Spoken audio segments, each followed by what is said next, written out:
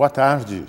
É muito bom poder chegar até você com a palavra do Senhor, e eu queria ler contigo em Jeremias, o profeta, capítulo 33, o verso 1 ao 8, que diz assim: Veio a palavra do Senhor a Jeremias segunda vez, estando ele ainda encarcerado no pátio da guarda, dizendo: Assim diz o Senhor, que faz estas coisas, o Senhor que as forma para as estabelecer. Senhor é o seu nome. Invoca-me e responder-te-ei. Anunciar-te-ei coisas grandes e ocultas que não sabes. Porque assim diz o Senhor, o Deus de Israel, a respeito das casas desta cidade e das casas dos reis de Judá, que foram derrubadas para defesa contra as trincheiras e a espada. Quando se der a peleja contra os caldeus, para que eu as encha de cadáveres de homens feridos pela ira e furor, porquanto desta cidade escondi meu rosto, por causa de toda a sua maldade. Eis que lhe trarei a ela, depois desse tempo, cura e a sararei, e lhes revelarei abundância de paz e segurança. Restaurarei a sorte de Judá e de Israel, e os edificarei como no princípio. Purificá-los-ei de toda a sua iniquidade com que pecaram contra mim, e perdoarei todas as suas iniquidades com que pecaram e transgrediram contra mim.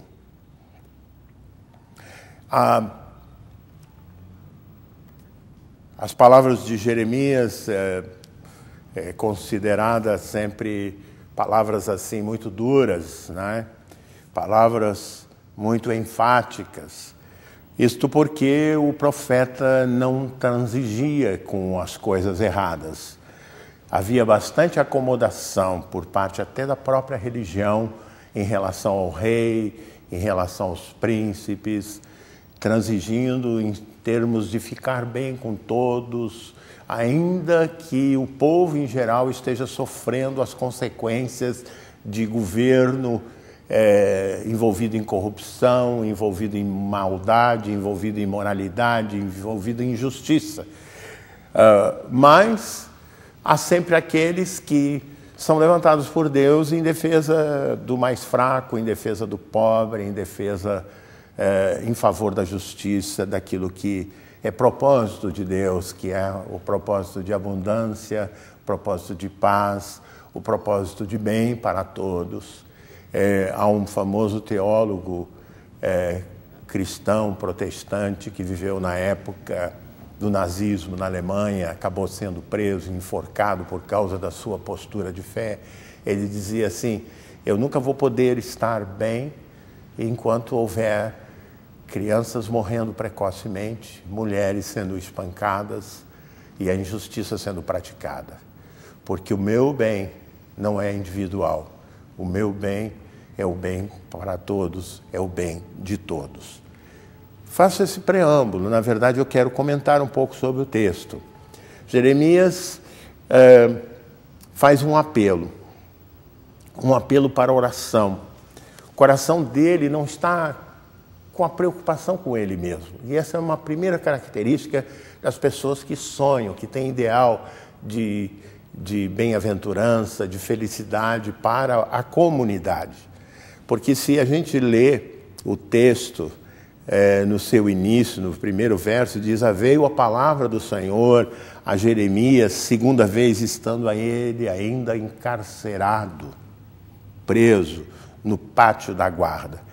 Jeremias podia estar preso ali e se lamentando e diríamos, praguejando e se queixando e chorando e reivindicando coisas para si, como muitos de nós fazemos quando a situação piora para o nosso lado.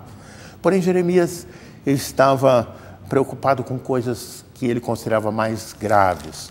Você abre no capítulo 32, versículo 17, ele começa uma oração pedindo, mostrando que Israel era como se estivesse no deserto, numa desolação, fruto do pecado, um quadro de, diríamos assim, de profunda miséria moral, espiritual, enfim. Jeremias olha para isso, fica indignado e faz a seguinte oração a Deus, né? Invoca-me, noutra tradução, clama-me e responder-te-ei. Com isso ele introduz que quando nós vivemos situações assim extremas, e não apenas extremas, nós deveríamos cultivar essa comunhão com Deus que Jeremias revela constantemente, mais sistematicamente, mais cotidianamente. Mas quando as coisas apertam, a gente apela, até ditado brasileiro, apela para todos os santos. Na verdade, o que nós estamos pedindo é que você apele para o santo, o Criador dos céus e da terra, que enviou seu Filho Jesus Cristo para a sua e para a minha redenção. E nós que reconhecemos-nos como cristãos, atendendo o próprio apelo de Jesus, que ensinou, né? Pedi e dar-se-vos-á, buscai e achareis, pedi, batei e abrir-se-vos-á, pois a todo que pede recebe, o que busca encontra, e o que bate abrir-se-lhe-á. Nesse mesmo eco que nós todos que conhecemos os evangelhos aprendemos, Jeremias diz, clama-me e responder-te-ei. E aí vem o seguinte, primeiro, eu ouço às vezes as pessoas dizer, pastor, mas eu já orei sobre isso. Eu já cansei de orar pelo meu marido, não oro mais.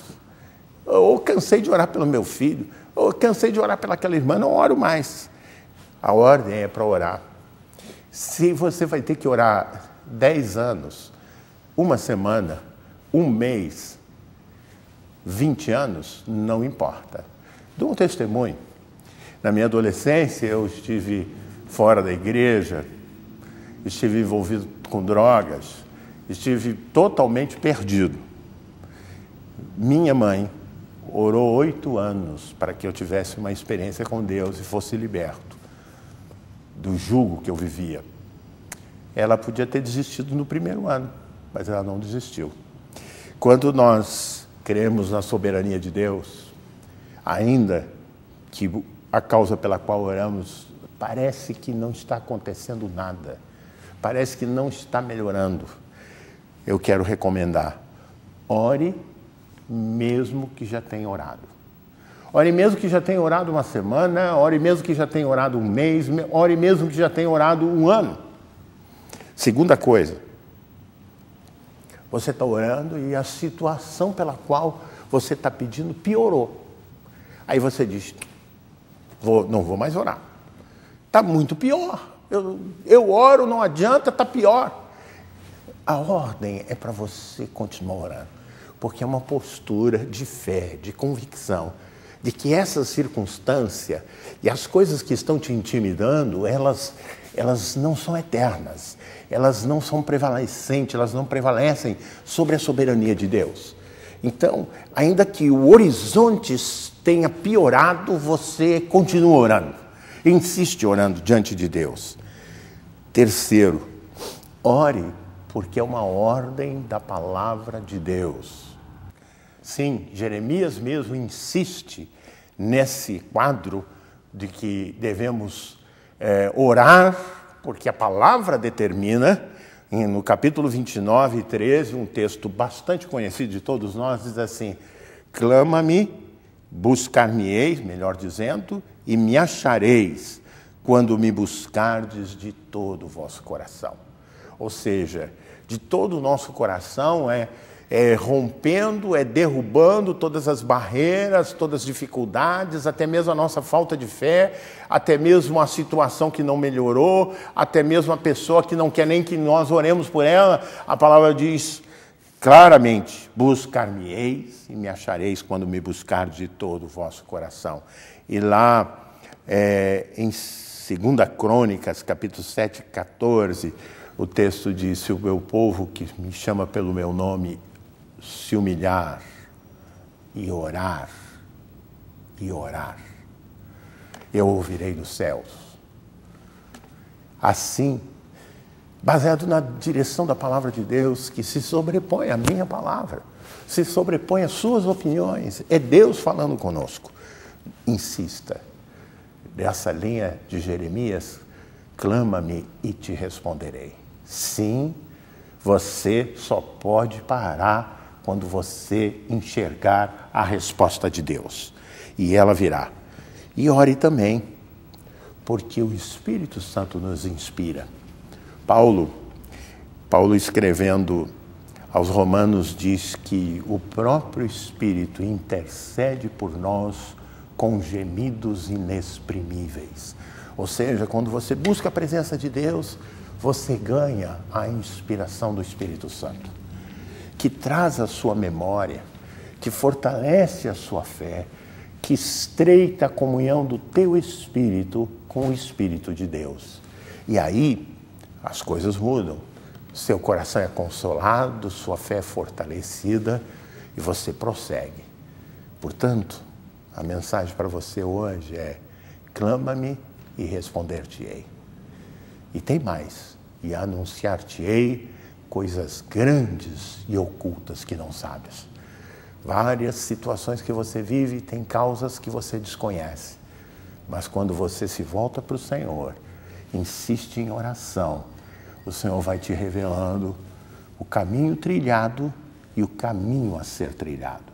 Que Deus te abençoe. Deixe-me orar por você. Deus vivo, Senhor do céu e da terra. Nessa tarde, nós queremos reconhecer que muitas vezes não temos sido perseverantes em oração, mas nós estamos abrigando no nosso coração, Senhor, a convocação, o desafio, o estímulo de Jeremias, que diz: invoca-me e te responderei. Dá resposta aos teus filhos e filhas que buscam a tua face, que entregam o seu caminho ao Senhor e que eles possam experimentar a bênção de receber a resposta das tuas bondosas mãos. Porque sabemos que o Senhor responde à oração do seu povo. Que Deus os abençoe. Amém.